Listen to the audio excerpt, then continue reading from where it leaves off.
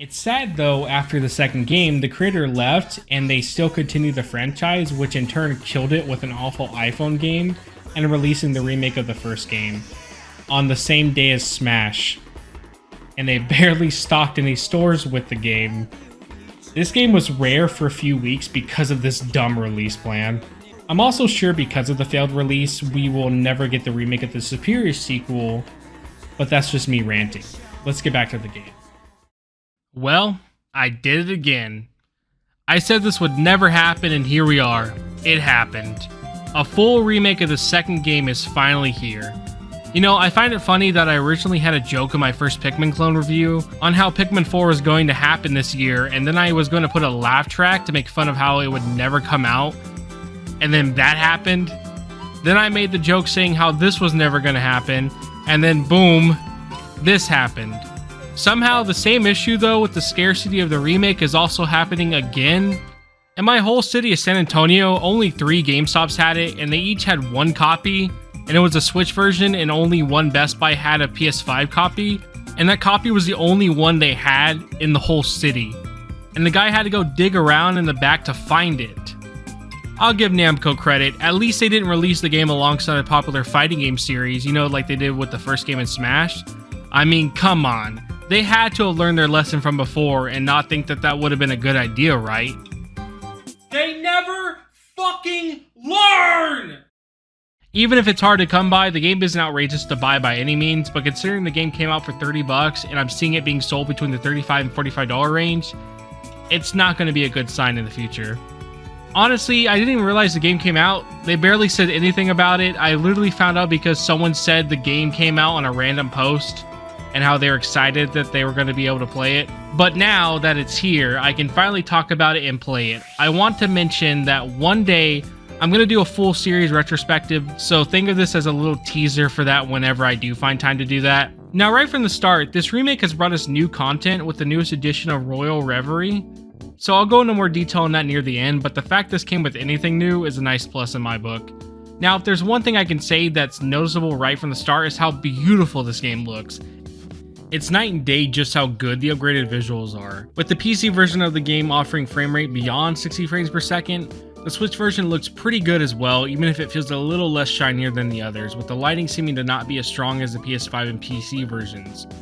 Personally, I like the more simplistic lighting in the Switch version since the lighting can sometimes make things look plastic and fake.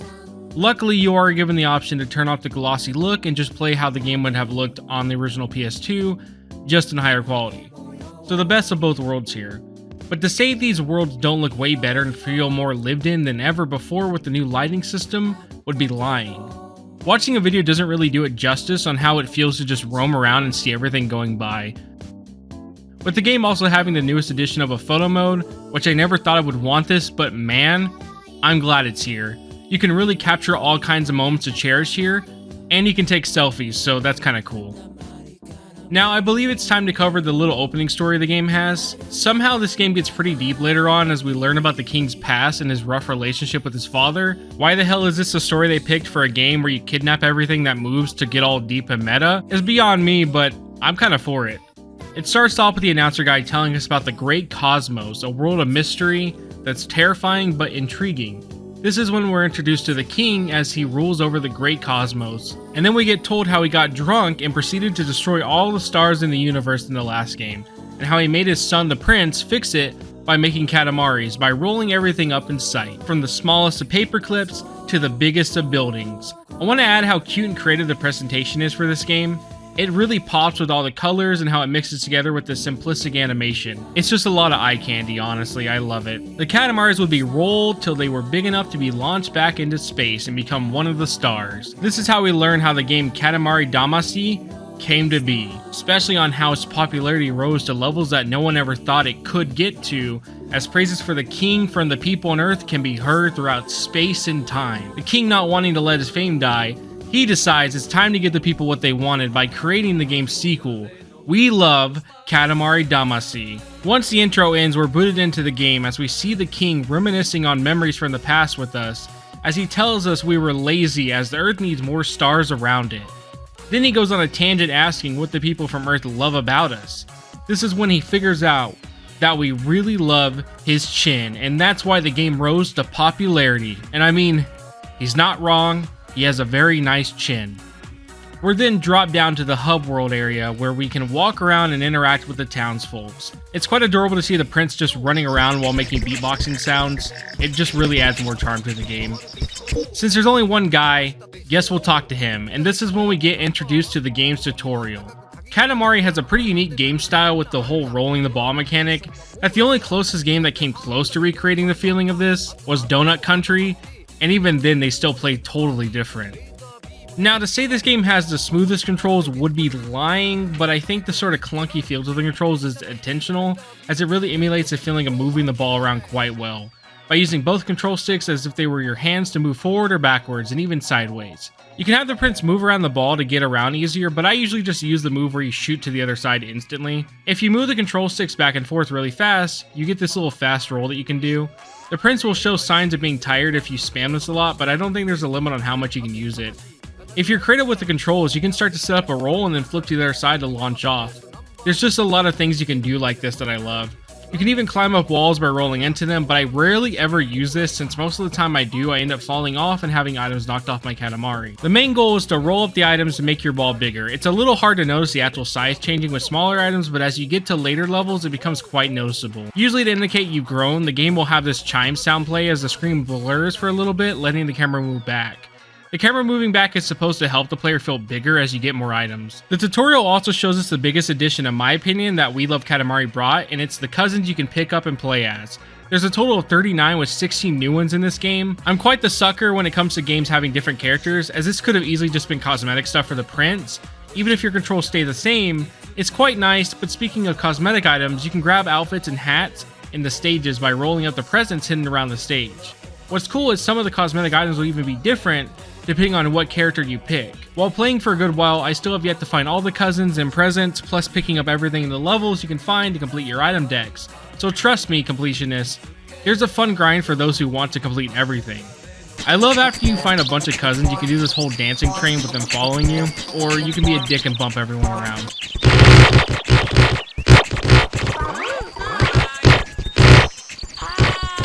The way the game works is you unlock levels by completing the objective in stages, and after a few levels you unlock a cutscene for the story, which is about the past life of the king and how he grew up. I'll cover the rest of the story in the final segment since it will make more sense there. Levels can vary in objectives, but usually boil down to roll-up items. Some have you roll up to a certain size, others have you only roll up certain types of items to count, and then you have the missions where if you roll up anything cow or bear related, it instantly ends, with the game sometimes spawning you right next to a cow/bear related item. It's a good variety and the difficulty ramps up as the game goes on, but I do feel the game does a good enough job at easing you into the controls and getting a good feel for the Katamari. While again the stages get harder, it always feels like a challenge I can face and not the game taking me out back just to rob me. My favorite stage is the water one where you go underwater and get to see all these low poly fishes, and they even have these fishing rods that grab you and pull you up. Why am I getting anxiety? The gravity is very floaty, giving a real nice feeling of being underwater. My second favorite stage is the sumo wrestler stage. You have to help this guy eat everything to get thick so he can win against his opponent. It doesn't matter what you roll. If he can grab it, he will eat it, even if you're grabbing humans. His consumption knows no bounds.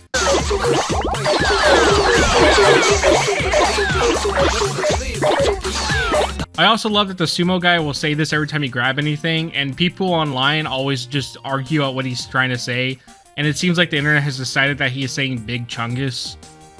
So there's two ways to beat a level, but the game will still progress no matter which one you get. The first way is getting exactly the size the king wants, but when this happens, the person who asks for help will usually hate the Katamari and be upset.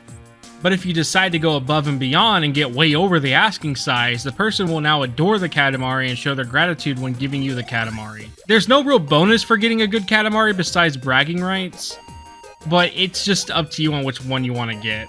A really nice new addition they added is the list you can bring up to select a level instead of walking around to find it. It's a time saver for sure, as later on the game can have a lot of people just talking and spread out, and it makes it hard knowing what's a main mission versus what's an extra mission. Speaking of the extra missions, you can unlock these as they're just the missions you did before with a different objective, usually ranging again from a certain size or getting a certain type of item as fast as you can. These are just more missions to do if you really couldn't get enough of the main missions, but they're not required at all. I personally feel Katamari really shines when you start to get into the cities and go from picking up small things like cats or watermelons to straight up full skyscrapers or giant kaiju. It's a nice feeling to roll over everyone, as the king has told us they're supposed to be having fun and loving this.